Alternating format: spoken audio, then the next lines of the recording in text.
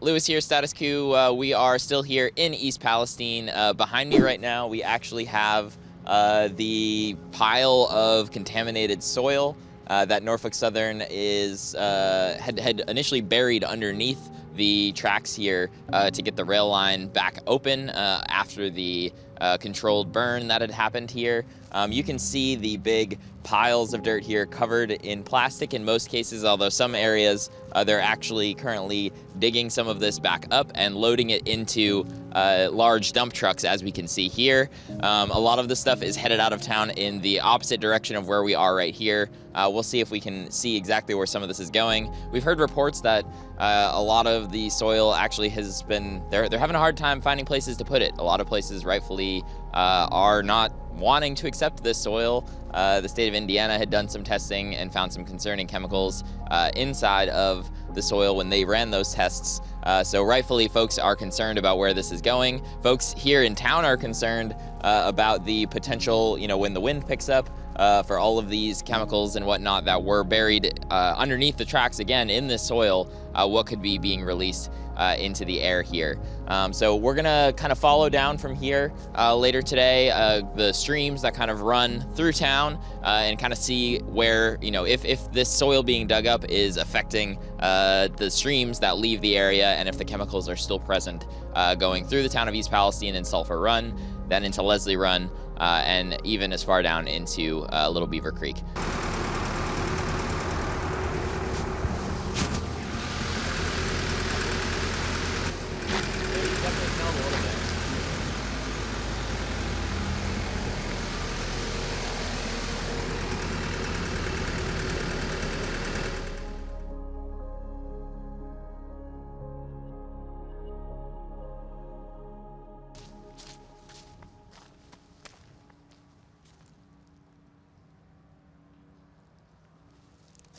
All right, so we're here near a residence house that we spoke with the last time we were here. Wanted to come and check in on the creek here again. They actually got rid of some of the aeration devices that were very close to her house before. We were just out one a second ago, and I'll talk about those symptoms in a second. Colin, I'm going to throw it in that middle spot right there, and we'll see if we're still kind of getting the same reactions we were getting last time.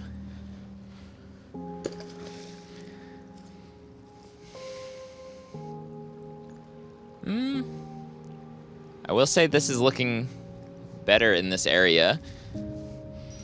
I did get a little bit of a smell right there. Again, this would be a good sign if this is the case, but I am actually not seeing it nearly as prevalent as the last time we were here. We're going to continue to go downstream, though, and see if we notice anything else as we go. I will say, though, that just over in the edge of downtown over here, where they were aerating the water, both Colin and I could definitely smell the water, or smell the chemicals kind of coming up from the water. Definitely got a weird lightheadedness feeling from it. Definitely not feeling great from that necessarily. For the rest of this, we're gonna be having the respirators on as we continue to go, follow the stream down through, check out some of the other spots where they're doing aeration and whatnot. But at least right here, not necessarily seeing the same amount of chemicals in the water as we were seeing before, which is a good sign, but that doesn't mean that they're not here.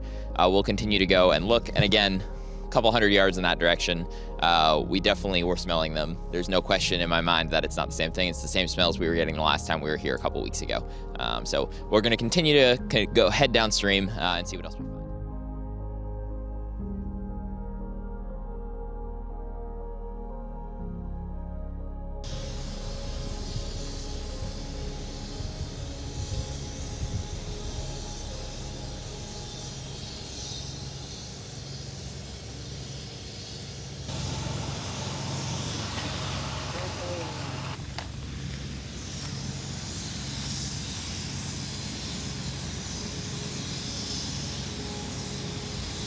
At the intersection of Leslie Run and Sulphur Run.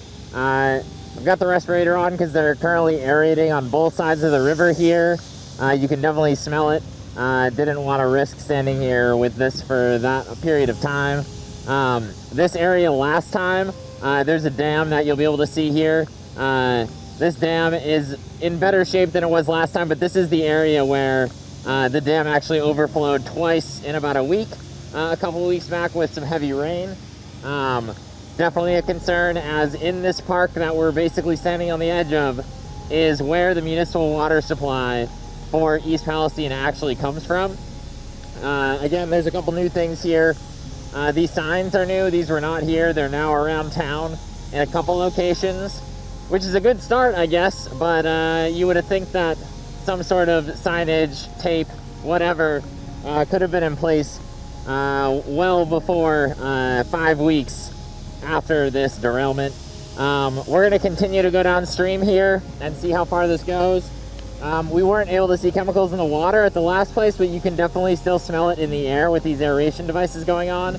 We'll see further down in some areas that were heavily contaminated the last time we were here, what the conditions actually look like in those areas. So a couple weeks ago, when we did see the water spilling over this dam right here that has now been rebuilt probably twice, the water was basically up to where I'm standing right now on this side, but more importantly, up to the edge and into the parking lot of the Roadhouse restaurant over there, as well as up and into some of the fields here on my left where this truck is parked. Again, the groundwater in this area has a high susceptibility for contamination according to the Ohio EPA.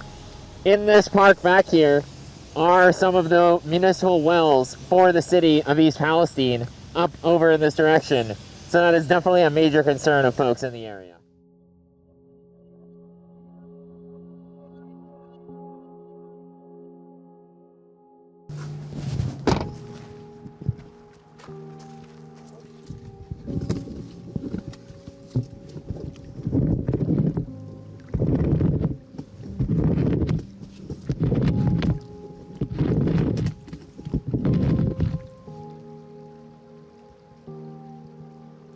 A couple little things on the edge here. See this? I don't know if it's visible on camera. Really small. And they're a little bit right here.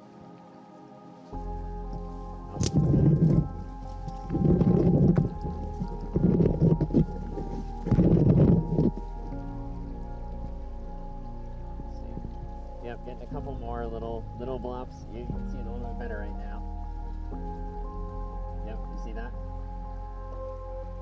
So right now we're on the road from East Palestine to Negley. Negley is just downstream here. This is Leslie Run right behind me. We were doing a couple more of the tests of, using a stick to disturb the bottom of the creek, flipping some rocks over. We're not getting the same results we were getting a couple weeks ago, which is a good sign, but we are still seeing chemicals down this far. We're a couple miles from the derailment site at this point. In some of the areas on the edges of the stream here, we are still seeing some chemicals kind of coming up in the water. Good news is it's not as much as it was before, but they're still prevalent, and we're talking it's been 6 weeks at this point. If the right steps were done in the very beginning to shore up and make sure that this contamination didn't make it downstream, then we very likely wouldn't be in this situation. But again, the priorities seem to be lying with the initial, cleanup of let's get the railroad tracks built again, rather than let's build these temporary dams, let's get these devices in place. Even the stuff that they're doing right now, according to water experts we're talking to, including Bob Bocock, the kind of aeration that they're doing it in a really irresponsible way. I mean, these are folks living right in town that we were just in showing you, and this is happening right at their front door. When you're near those aeration devices, if you're not wearing a respirator, you can absolutely smell and feel some of the symptoms that come as a result. I didn't have mine on at the first one, and I definitely felt it, like lightheadedness, little dizziness almost. It's not a good feeling. Imagine being there all day experiencing that, and that's why we've been wearing these along this trip. Took it off here just to give you this little update, but we're going to continue going a little further downstream to see what else we can find further downstream on Leslie Run.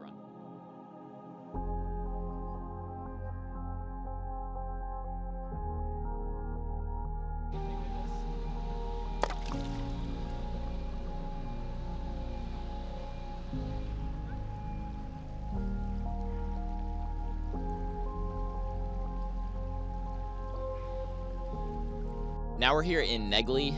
We just continue to do the same test here. This is now in Little Beaver Creek, where Leslie Run feeds into. Right now, just in our little tests with the stick. Fortunately, we are not seeing more chemicals in the water. That doesn't mean that they're not here. We were finding them sporadically in different spots on Leslie Run. Some areas it would show that there weren't any. Other areas you would be able to find it. It kind of depends on where the current's taking everything. But again, the fact that we were finding anything in Leslie Run at this point, again, almost 6 weeks later, is definitely a concern. We're also, folks have been doing water tests in these creeks at various locations, and they are still finding levels. So just because you can't see it doesn't mean that it's not necessarily there. It does seem like, again, the situation maybe has improved a little bit, but we are still finding pockets of chemicals, which is definitely still a major concern. Even though, again, that you can't see it doesn't mean that it's not there. We actually just spoke with a resident who has Sulphur Run, which is the main contaminated source of water that basically starts right next to where the ground zero happened, where this derailment happened. Runs basically right under her backyard through a tunnel. When Sulphur Run floods, it actually floods into her basement in some cases. So if you haven't seen that yet, make sure you check out that interview as well. We're going to continue going on and continuing to push this story forward here in East Palestine. This is the second time I'm on the ground here in East Palestine. It's not going to be the last time I'm on the ground here, whether we're in town or remote. We're going to continue to conduct interviews with residents, continue to dig into different stories, whether it be the water, whether it be the air quality testing, all sorts of things like this. So if you're able to support this kind of on-the-ground reporting that we've been able to do for you all on this trip, please consider becoming a member at statuscoup.com/join. It's literally $5 or $10 a month is all that it takes to, you get a bunch of those people together to all go ahead and do that. It makes a big difference to be able to continue to bring this sort of reporting to you all.